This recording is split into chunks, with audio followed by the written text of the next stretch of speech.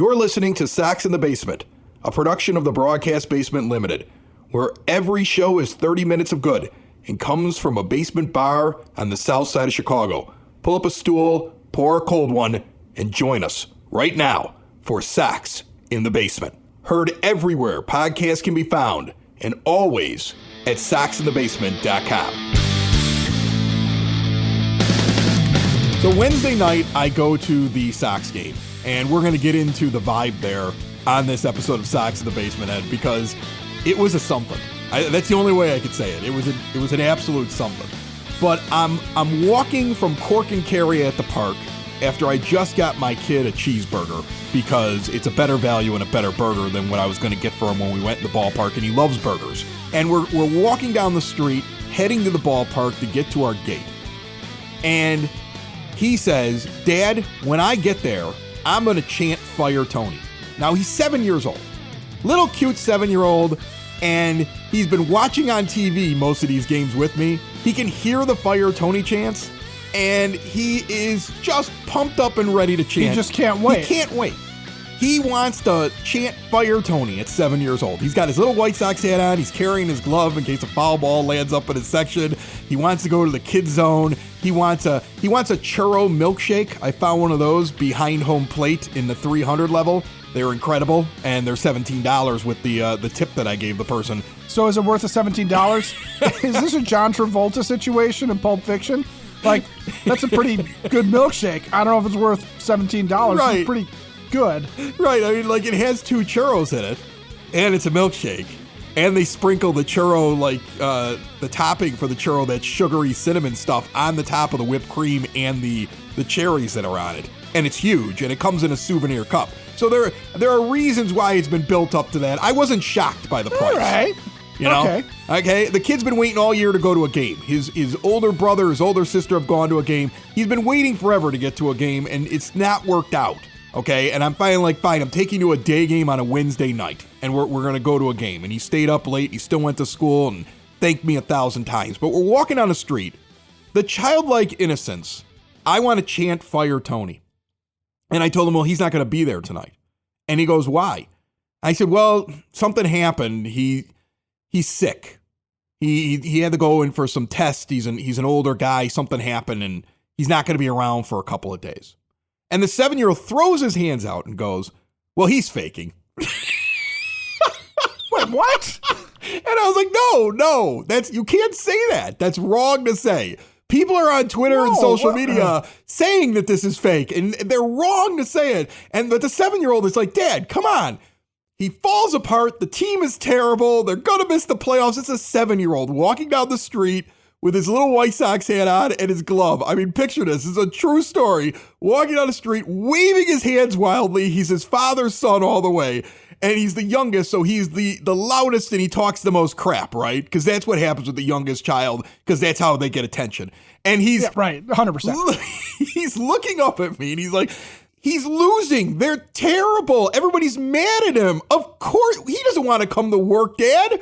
He just doesn't want to go anymore. Now, look, first of all, that's cute. It's cute when a 7-year-old says it. It's funny. And I corrected him, trust me. I told him, like, hey, you don't know, he's an older man, could have, like, had his picture was taken in his uniform with the general manager, and then he could have walked into the tunnel and something happened. He felt something, and oh no, and he talks to a doctor. They say, why don't you go get it checked out? They send him for some tests, and it's more serious. We have no idea what's going on, mainly because the White Sox, unlike any other professional sports organization, just doesn't give you basic facts and doesn't tell you anything. So they shroud themselves in secrecy. They secretly hired Bill Belichick to tell us how to deal with this. Right. So officially, Tony's on the shelf with a body. Right, he's got a body. He's on the IL with a body. That's what he's got. I mean, this is what allows the 7-year-old and also Twitter trolls to immediately say, this is fake. This is how we're getting him out. This is why he'll not be the manager next year. This is a whole thing. But that's what happened. The childlike innocence, even though it's something only a 7-year-old can get away with saying, right? As adults, we have to sit and we have to wait, and we shouldn't assume that, and it's wrong to do. The 7-year-old immediately looks at me and goes, well, that's because he doesn't want to go out there anymore and get booed, Dad. And look, I will vouch. I have met this 7-year-old. He does exist. This is not Chris's inner child throwing his hands up. This is really how this kid talks. But look, I will say this though. I understand I understand where your kid's coming from. This is something I've been kind of saying since things started to fall apart and people started with the fire Tony chance, is that he's never going to get embarrassed by Jerry Reinsdorf. But I've wondered the entire season as I've watched Tony operate and work, is this a man who at age 77 going on 78 can stand up to the rigors of managing a Major League Baseball team and the rigors of the road? And he doesn't appear to be able to. Like, he looks like a guy who's struggling, right? He looks like a guy who physically is having a hard time being there. He's nodding off of the dugout. He doesn't walk around very well. He looks like everybody's grandfather when he really becomes grandpa, right? When he's like, oh right. Man, here comes grandpa, get him a chair, get him a blanket, get him a pillow. I mean, that's a perception you would have of him just watching him walk around. Yeah, it's not an ageist thing either. It's just observationally, when you hear him talk after a game, especially after a really tough game, he sounds exhausted, right? He has that thing of when you've had a bad day, sound really tired, but he sounds like that a lot. And you watch him go out to the mound, you watch him the way he moves, and then you do see things like him nodding off in the dugout. It's just, I think this is probably legitimate, because I do think that he has been showing signs all along of, this is a guy who's struggling, but he's too proud to quit.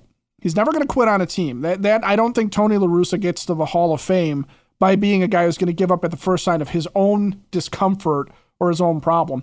But I also don't think that the team was ever going to let him get back in the dugout next year, because they've got to be aware, okay? The training staff has got to be aware. Jerry's got to be aware that this guy he can't physically do it anymore. So, yeah, he's probably having tests. I don't think you're going to see him in the dugout again this season, regardless of what the tests are. I think the Sox are going to be extremely private about it. I can understand why they're doing that with Tony, because this is not like saying Luis Robert has a knee injury and we don't really want to specify. This is a guy who is elderly. This is a guy who is clearly struggling with something with his health. We're going to respect his privacy, and we're not going to make a deal out of it by putting out something in the public and letting, people are going to speculate no matter what we do. So we're just not going to feed into it. This episode of Sox in the Basement, and every episode of Sox in the Basement, brought to you proudly by Family Waterproofing Solutions. Bowing walls, window wells, foundation and crack repair. They take care of concrete going up and down. That's a foundation issue. Sump pumps, gutter cleaning, yard draining systems, exterior wall sealing, crawl space encapsulation. I can go on and on. They do it all. The whole purpose is to keep your home protected from water that's getting in, protect your foundation. It is one of your most valuable assets. They've been around since 2013. They're family and veteran owned and operated. And if you give them a call at 708-330-4466 and mention Sox in the Basement, you get money off. See what a difference a family makes at familydry.com. I have to take a little bit of issue with you excusing the White Sox for not saying anything. You don't need to tell me everything that's happening with him, but somebody should address the media other than Miguel Cairo. I mean, isn't that the most White Sox thing in the world? Leave the bench coach, who now is the coach, to answer all the questions. Like, where's Kenny? Isn't that like one of his jobs? Where's Rick? Why is that not happening? Why? I mean, look, if you don't need to give away very because much, they've already been excused for medical purposes, and we're just really not going to hear about those. Yeah, okay. But seriously, like let them at least answer questions, right? They can say, I don't want to talk about that. That's personal. Yes, whatever the issue was popped up after the picture of him taken in uniform talking to Rick Hahn that same day. It popped up clearly after that. Like, just any kind of talk to the media would dispel the idea that people think there's something sinister going on. Because I'm with you. I think this is an elderly man who's doing a very difficult job. Badly, never forget badly. It was a very, very bad job of managing this year. He's one of the main reasons that this team is not good. Him, the front office, we've gone through this a million different ways, folks. Just because he's not feeling well, it doesn't change what his performance was this year. You can see that he's a bad manager, and then also see that he's an older man who's got pride, like you're saying, who probably pushed himself too hard, doing a job that nobody his age really ever does.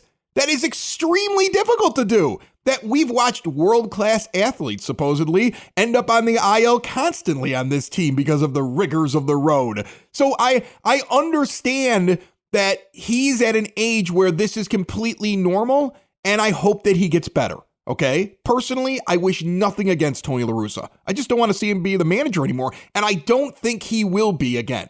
I don't think Tony La Russa puts on a White Sox uniform and sits there as the manager unless, after they've done all their testing, they decide that he can do like the last home series. He can have a send-off, right? Because nobody's going to boo him when he comes back from being ill once this all comes out. So he gets one last time to wave his little hat in the air, tells everybody how he's moving into an advisory role. He tried his best. This is a young man's game, and he moves on.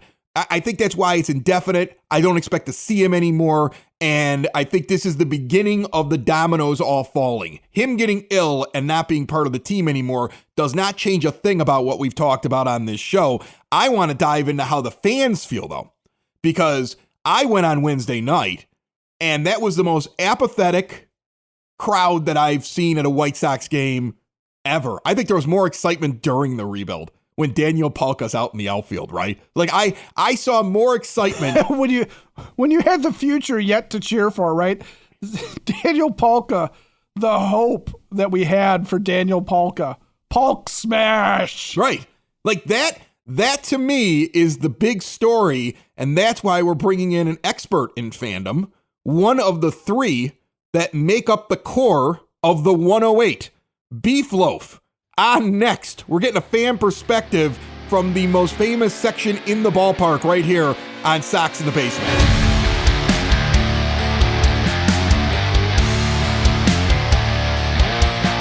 My youngest, when I took him to the game Wednesday night, started off his White Sox experience at Cork and Kerry at the park. And man, he was treated like a champ. They even put cartoons on the corner TV. I don't know if they do that for everybody. He was high rolling. Bring the family in, whoever you're going to the game with. Before every White Sox game, get yourself a great beer or a drink from that big, beautiful bar. Fine selection, craft beers, familiar favorites, spirits and wines, and the award-winning menu of burgers. My guy loves a cheeseburger. He got a cheeseburger. When your kid looks at you and goes, "Dad, that's a burger," like I felt good for bringing him there. It's a great atmosphere right in the shadow of the ballpark at 33rd and Princeton. You walk over, you enjoy the game, and then, adults get back over there afterwards. It's great for post-game as well, and Cork and Kerry's Beverly location is having a big event for Labor Day weekend. Head over to 10614 Southwestern Avenue, the original Sunday Night Rocks Off is playing at Cork and Kerry Beverly. It is their annual day before Labor Day party in the beer garden with Rocks Off. Learn more about both locations at corkandkerry.com. And joining me on the phone line right now, I am so fortunate to be able to sit down and talk with one of the three members of the most famous section when it comes to fan sections in the ballpark. We've had them on before, the 108, and Beefloaf is on with me right now. How are you, my friend? Chris, man, love you. Long time no talk. I'm good. I'm personally good, even though it's tough watching this team. It's like, it's like this long-lasting thing. It'll never end, and you kind of get these peaks and valleys, a little bit of hope here, and then all your hopes are dashed. You get a 5-game losing streak, and Dylan Cease can't close the team out in the 8th inning. It's brutal. I wanted to talk to you mostly because I go to this game on Wednesday, and I saw two things. I just talked about Cork and Kerry there. I met a woman there that I've seen many times at the ball game who's a diehard White Sox fan, who tells me that since she had bought tickets in advance for Mount Carmel night on Wednesday, she had come down to drink a few beers at the Cork, was just going over with her ticket to get her hat, her Mount Carmel White Sox hat, and was leaving because she wasn't going into the ballpark to watch that mess. That's what she told me. And then I go in with my son, and I'm sitting there in the 300 level with the hoity-toits, looking down upon the 108, okay, as yes. I do. Yeah, you're in the bougie section, and you're looking down on those commoners. That's right. And I'm looking down there, and I see less than 10 in the entire section. And I was not there. I'll admit to you, Chris. I didn't attend Wednesday night. You're right. And when I see the 108 not showing up, I think to myself, that's why they had a team meeting, because they know the fans are annoyed. Like, give me the feeling right now, because you're at almost every game. Your section gets talked about even by the mainstream that covers the team. You guys are everywhere. I can talk about my experiences as much as I want to, but guys who go every single day, interact with the fan base, what has this been like over the last month for you? Well, it's been brutal, and I reckon all the way back to 2021. We're coming out of COVID protocols, and I think it's middle of June. It's a Tuesday night, and we've just kind of, I think the White Sox opened it up to like 2/3 capacity or something. Tuesday night against Tampa, we're at home in the middle of June. Dallas Keuchel's on the bump. I think it's like June 15th, 2021. He throws 7 shutout. It probably might have been the last good Dallas Keuchel start. I don't remember. I'm not 100% sure. And that crowd, about 19,000 people there, which was just about what you could put in there on the Tuesday night after the relaxed protocol, was so loud and so into the game. And we had such great momentum through 2021 and into early 2022 that now we're starting to get to the point, and I don't want to quite say it, but on weeknights, like you experience a Wednesday night, Chris, that's starting to look like rebuild White Sox crowds. And when I say rebuild, it is legitimately like those pockets of people that are like season ticket holders, and they're going, and this is our misery. We're always going to be at these things, but the people who are like, I want to watch a good team play ball, they've kind of jumped out of there. I remember early in this season, you would see it on Twitter. You would see, hey, I'm getting rid of some tickets, and here's what I want for them, and the parking pass, and it would be above a face value.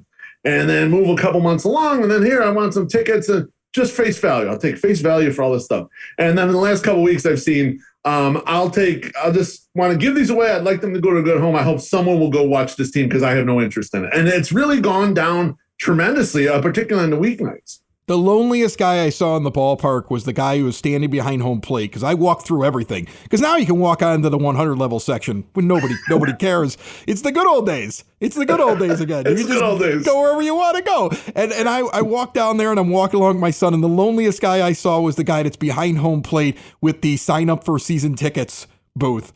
And it was just, I felt so bad for him. As people not only walked by, but they gave him dirty looks. And it's not his fault. He's got to be there. And like, people are just, I wonder how many fans walk by and just yell at him as they go by. Like, I mean, it's just, that's the way that it is. And I had interactions with ushers and the parking people, and you guys, I see on your social media all the time. People can follow them. It's really funny to see some of the stuff you talk about and what you do. Follow them on Twitter. I think that's where you definitely live on Twitter. Okay. Materially, at From the 108 on Twitter. That's right, From the 108 is where they live. Okay. Go hang out with them in White Sox Twitter. But you interact, from what I can tell, with a lot of people that work with the organization, down to the security person to maybe an usher to whatever. I would imagine you're also hearing from them, like they're sitting there going, this is crazy, this is nuts, I'm not having fun, because I was hearing it myself. Like, they're kind of laughing, like, oh, there'll be 400 people here tonight. They know. Oh yeah, you can see it in their face, and the beer vendors are at least happy that their regulars are there and show up, but they're not getting the tips and the line that would normally form there before. But you're totally right. I mean, like it's just a whole, even like a almost somber atmosphere in there, and even on the weekends.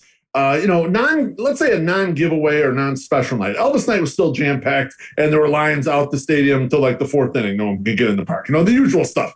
But for a weekend non-giveaway, it's a lighter crowd.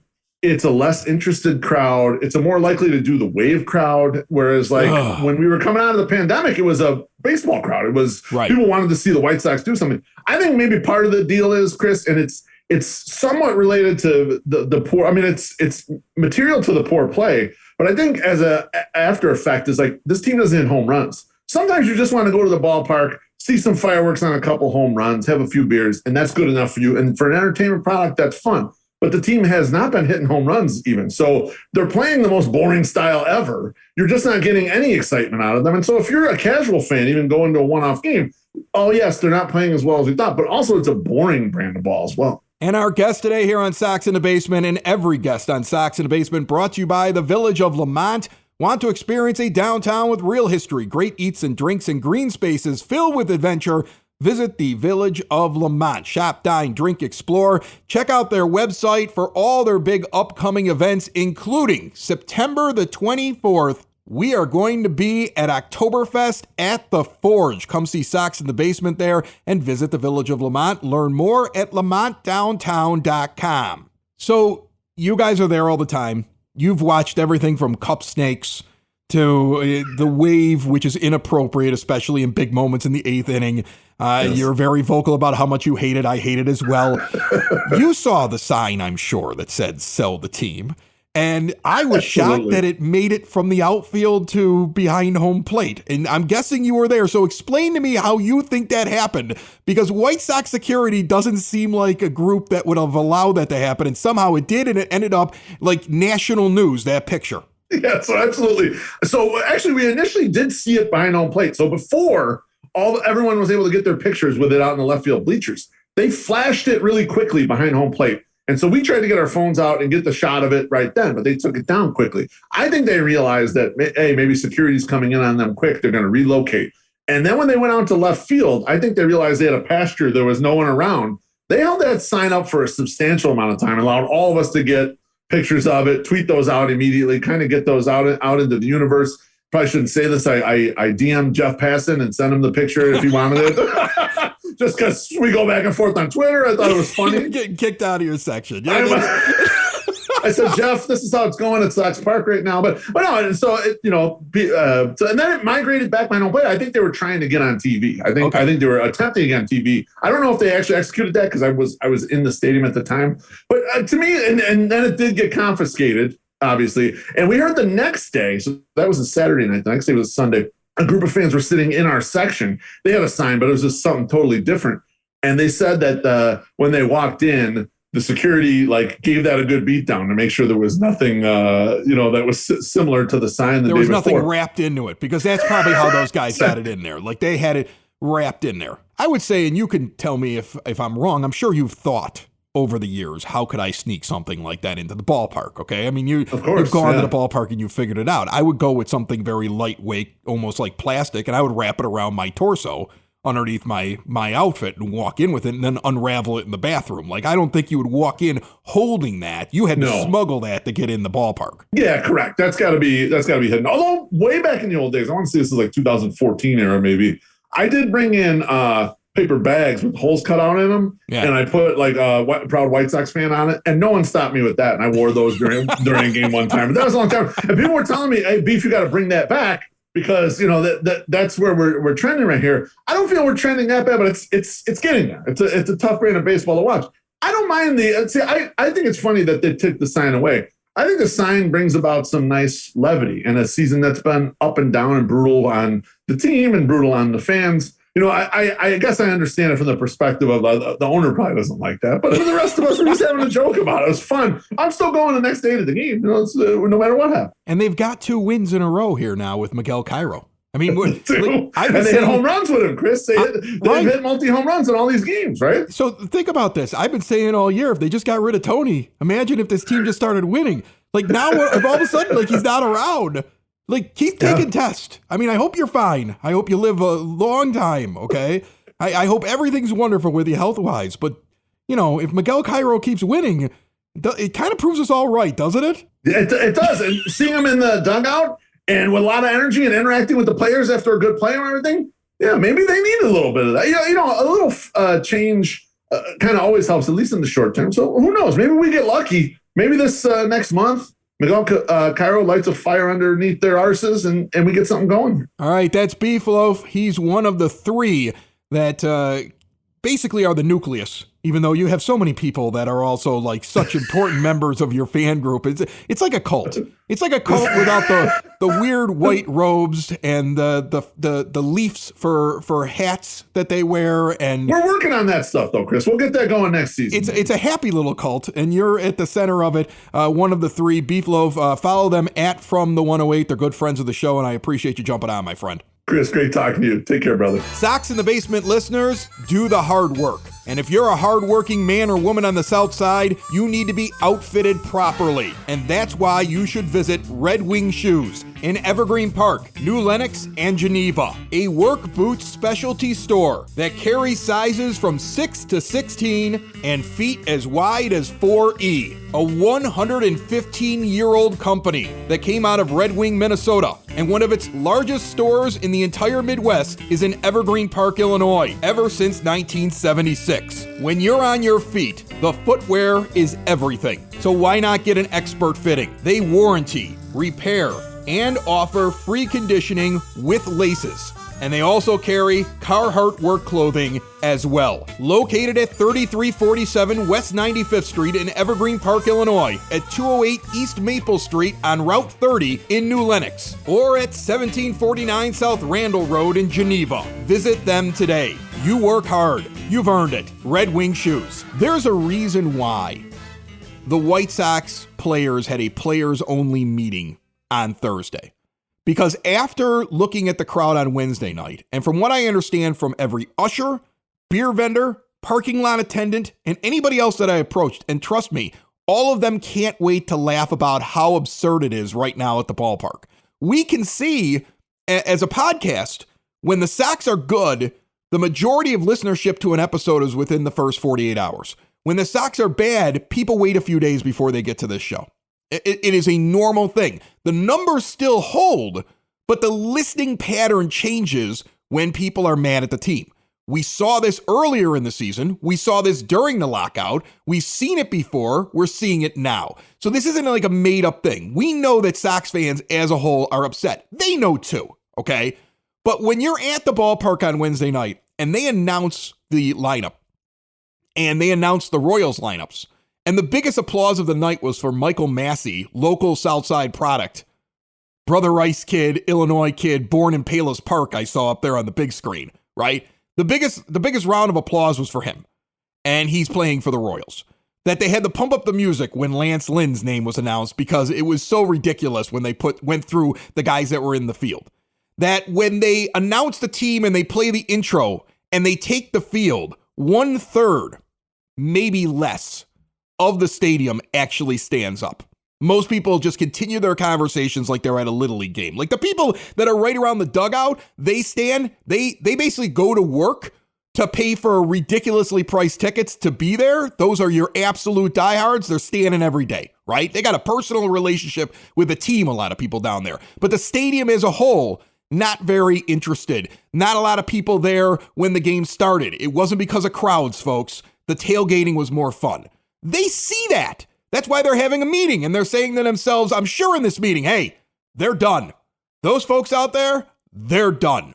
So what we're going to do for the next month is have as much fun as we can. Any of you that are trying to get off this team or going into free agency, do your absolute best and put yourself in a good position for the offseason. You're lucky enough to escape this sinking ship. And the rest of us who are stuck here, do whatever you possibly can. You might as well, because you can't leave the team for a month. So you might as well go out and play. That's what I bet was the crux of the conversation inside of that meeting. Well, yeah, I mean, we know from the limited amount of information we got that it was basically they just want to go out and have fun and do their best, whatever. But yeah, I think internally you're probably right about each of the players sitting there thinking those that aren't going to be part of the team, they are going to use this last month just to do their best to pad their stats and show some tape that they can still play and go and get that contract in the offseason. Some of the other guys are probably trying to sit here and say, all right, I'm going to show that I'm worth keeping on this team next year so that I'm not shipped off somewhere else if they like being here. And you probably have some guys that are sitting here going to be playing basically for major league careers because you do have some young guys that are up that are still on the fringe. You know, somebody like Sebi Zavala, for example, you know, we'd sit there and we say he's basically the starting catcher on this team, but that's not a guarantee going into next year. So he's got to show that he's legit, right? You've got guys that have got to show that they belong in some way, shape, or form. So when they talk about going out and having fun, it's really them saying, play loose, play your game, forget about what the coaches are telling you to try and do or whatever. You know, just go out and be you. There's a part of them that just does this for themselves, right? Like they wanted to pursue their baseball dreams. I don't want to say they became major leaguers for it, but they wanted to pursue their baseball dreams because for themselves. And that's what they're going to be playing for. And as fans, we will come back around to a team that looks like they're having some fun. If we can find something to cheer for in the last month, I think fans will cheer for it. I don't think you're ever going to see the fans this year, the 2022 version of the White Sox fandom. And this is whether fans are hitting free agency or playing for their fandom for the future, or, in some way, shape, or form trying to see if the team will keep them as fans. And they will. The fans are also, if we can find a Daniel Palka to cheer for in this last month, if we can find something to do, we will do it to entertain ourselves, because we don't want to be bored either. And I know football season is starting, but that's another level of disappointment that I think Sox fans need to build themselves up for before they're let down. You know who got a real good taste of Chicago White Sox fandom on Wednesday night? Romy Gonzalez. Romy Gonzalez got it all. Okay. He gets on base. He ran the gamut. He had a good game. Overall, he had a good game at the plate, right? But he gets himself thrown out by about 40 feet trying to steal second base. Like, it was like people in the stands, the few, like I had to yell to the guy that was all the way at the other end of my section because there were only two of us in it. I yelled down to him. I go, he should never be allowed to steal a base again. He goes, that's what I said. But I couldn't hear him because he was so far away. But then he makes a great defensive play and people cheered him. And when he got a couple of big hits, people cheered him. That's what we are. That's what we are as a fan base. What we are is we're a fan base that knows what's good, knows what's bad, knows who's dogging it, knows who's trying, rewards those that deserve reward, and pummels those that don't and that deserve the pummeling. And anybody shocked by that doesn't understand White Sox fans, which is one of the reasons why I always feel like the front office is really disconnected from what a real White Sox fan is. We love this team when it's good, and we tell this team it sucks when it sucks, okay? And that's the hard truth that the White Sox have to understand. You had a big year at the gate this year. You didn't have it because of your promotions. You didn't have it because of your video packages. You didn't have it because of any of the things you've convinced yourself is why you had a big year at the gate. You had a big year at the gate because we expected you to contend for a World Series championship. You will have a bad month at the gate now in September, except for the pre-sold tickets, which you're going to take credit for, even though those people aren't going to be sitting in the seats, a lot of them, okay? You'll have a bad month because of the way you're playing. When you finally learn that you make more money when you do well, maybe there's changes in the front office, which I continue to call for constantly. Fire everyone and move on. Sox in the basement. Sox in the basement. Sox in the basement. Sox in the Basement. Heard everywhere podcasts can be found, and always on soxinthebasement.com.